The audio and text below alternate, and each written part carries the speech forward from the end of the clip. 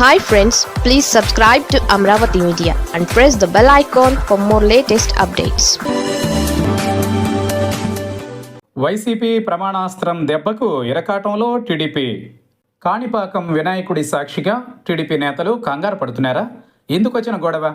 కాస్త ఆచితూచి మాట్లాడదామని అనుకుంటున్నారా? ప్రమాణపూర్తిగా చెబుతున్నామంటూ వైసీపీ నేతలు వెలిగిస్తున్న కర్పూరపు సెగలు తమ్ముళ్ళని ఉక్కిరిబిక్కిరి చేస్తున్నాయా? ఏంటా ప్రమాణాల పర్వం? అధికారంలో ఉండి కూడా తెలుగుదేశం నేతలు ఒక అడుగు వెనక్కి వేయడానికి కారణాలేంటి? కాణిపాకం వినాయక స్వామికి ఏపీ పాలిటిక్స్కు ఇంటర్లింక్ ఎప్పుడూ ఉంటుంది. సత్య ప్రమాణాల దేవుడు కాబట్టి ప్రత్యర్థిని ఇరుకున పెట్టాలనుకునే ప్రతి నేత సంబంధం లేకున్నా ఆ స్వామిని సీన్లోకి తీసుకువస్తాడు. రా కాణిపాకంలో ప్రమాణం చేద్దామని ఛాలెంజ్ విసురుతాడు. ఈ ఆలయం ఉన్న ఉమ్మడి చిత్తూరు జిల్లాలో అయితే ఈ ట్రెండ్ మరీ ఎక్కువగా ఉంటుంది. ఇప్పుడు అదే అధికార టీడీపీని ఇరకాటంలో పెడుతోందట. విపక్షం వైసీపీ వాడుతున్న ప్రమాణాస్త్రం దెబ్బకు ఉమ్మడి చిత్తూరు జిల్లా తెలుగుదేశం నేతలు విలవిల్లాడుతున్నట్టు చెప్పుకుంటున్నారు. గతంలో అలా చేశారు అంటూ తమను ఉద్దేశించి టీడీపీ వాళ్ళు అనడం ఆలస్యం. పద కాణిపాకంలో ప్రమాణం చేద్దామంటూ వైసీపీ నేతలు విసురుతున్న సవాళ్లు కూటమికి తలనొప్పిగా మారాయని అంటున్నారు. సాధారణంగా పోలీస్ స్టేషన్లు, కోర్టులకు వెళ్లాల్సిన వివాదాలను నేరుగా దేవుడి ముందర పెట్టేసి పొలిటికల్ మైలేజ్ కొట్టేయడం వెనుక పెద్ద వ్యూహమే ఉందన్న చర్చ నడుస్తోంది రాజకీయ వర్గాలలో. కేసులతో ఇబ్బంది పెట్టాలని చూస్తున్న అధికార పార్టీ నేతలకు చెక్ పెట్టడానికే వైసీపీ ఈ అస్త్రాన్ని గట్టిగా వాడుతోందన్నది జిల్లాలో గట్టిగా వినిపిస్తున్న మాట. ఈ దెబ్బతో ఎదురుదాడి చేయాల్సింది పోయి తామే దొరికిపోయామనే ఆందోళన తమ్ముళ్లలో కనిపిస్తోందని అంటున్నారు. ఈ వివాదానికి అసలు బీజం చిత్తూరు ఎమ్మెల్యే గురజాల జగన్ చేసిన వ్యాఖ్యలతో పడింది. చిత్తూరోళ్లు బెంగళూరు నగరాన్ని ఏలుతున్నారు అంటూ ఆయన చేసిన కామెంట్స్ పొరుగు రాష్ట్రంలో ఆగ్రహానికి కారణమయ్యాయి. కన్నడ సంఘాల నిరసనలు, ఎఫ్ఐఆర్ల దాకా వెళ్లడంతో ఎమ్మెల్యే క్షమాపణలు చెప్పక తప్పలేదు. అయితే దీని వెనుక వైసీపీ ఉందంటూ అటువైపు నెట్టేశారు MLA.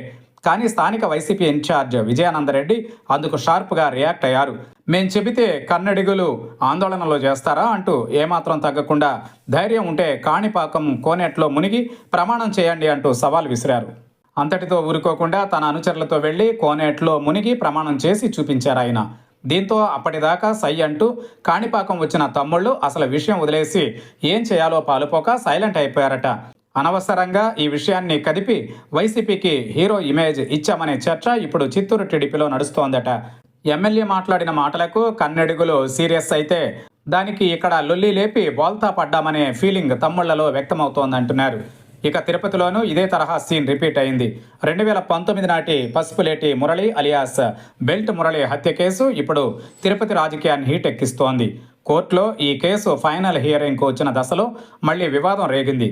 TDP leader JB Srinivas నివాసంపై వైసీపీ వాళ్లు ఆయుధాలతో దాడి చేశారన్న ఫిర్యాదు ఆధారంగా పోలీసులు 4 వైసీపీ నేతలను అరెస్టు చేశారు.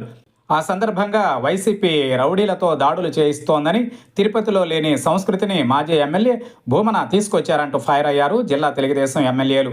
ఈ గొడవ, దాడి ఆరోపణల క్రమంలో వైసీపీ నేత వాసు యాదవ్ తన అరెస్టుకు ముందే కాణిపాకంలో వినాయకుడి ముందర కర్పూరం వెలిగించారు. నేను దాడి చేయలేదు, తప్పు చేయలేదు కాబట్టే దేవుడి ముందు ప్రమాణం చేస్తున్నానని అన్నారాయన. నీకు కూడా ధైర్యం ఉంటే వచ్చి ప్రమాణం చేయి అంటూ జేబీ శ్రీనివాస్కు ఓపెన్ ఛాలెంజ్ విసిరారు. అందుకు టీడీపీ నుంచి సమాధానం అయితే రాలేదు, కానీ సోషల్ మీడియాలో వైసీపీని టార్గెట్ చేస్తోందట. ఇలా 2 కీలక వివాదాల్లోనూ కాణిపాకం స్వామివారి సాక్షిగా ప్రమాణాలకు సిద్ధమని వైసీపీ తేల్చి చెబుతుంటే టీడీపీ నేతలు మాత్రం సరైన రిప్లై ఇవ్వలేక విమర్శలకే పరిమితమవుతున్నారన్న ప్రచారం జరుగుతోంది. తప్పు లేకపోయినా తమను ఇరికించాలని చూస్తే ఊరుకోమని, వినాయకుడి సాక్షిగానే తేల్చుకుందామని వైసీపీ అంటున్న మాటలు జనంలోకి కూడా బాగానే వెళుతున్నాయి అంటున్నారు.